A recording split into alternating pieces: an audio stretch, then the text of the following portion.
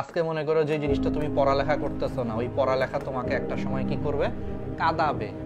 ঠিক আছে, এই যে পড়ালেখা করতেছো না, হাসতেছো, ফিরতেছো, ঘুরতেছো, এই পড়ালেখায় দেখবা পরীক্ষার দিন তোমার কান্নাকাটি করায় দিবে।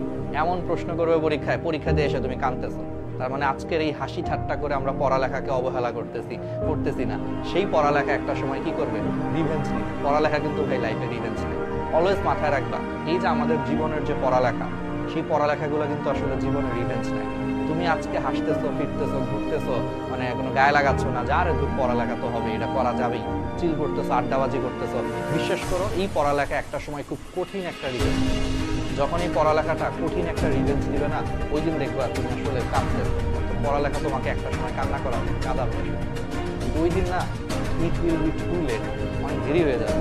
তখন তুমি রিয়েলাইজ করবে আসলে, বুঝছো, পড়াশোনাটা সবচেয়ে বেশি প্রতিহিংসা করা। তুমি আজকে পড়াশোনা করবা না, ঠিক এটা তোমাকে 2 দিন পরে ঠিকই কাঁদাবে। তোমার লাইফ দেখবা যে একদম মানে ক্যারিয়ারটাকে নষ্ট করতে পড়ালেখা না। তো পড়ালেখাকে রিভেঞ্জ করতে দিও না, পড়াশোনা করো। পড়াশোনা করলে আবার পড়ালেখা তোমাকে অনেক ভালোবাসবে, দেখা যাবে যে আল্লাহর রহমতে তোমার একটা চমৎকার ক্যারিয়ার হচ্ছে। কিন্তু যদি পড়ালেখাকে অবহেলা করো, সে কিন্তু মারাত্মক রিভেঞ্জ দিবে। ওই দিন কিন্তু ঠিকই 2 দিন পরে কাদায়া দিবে তোমাকে পড়ালেখা, মনে রেখো।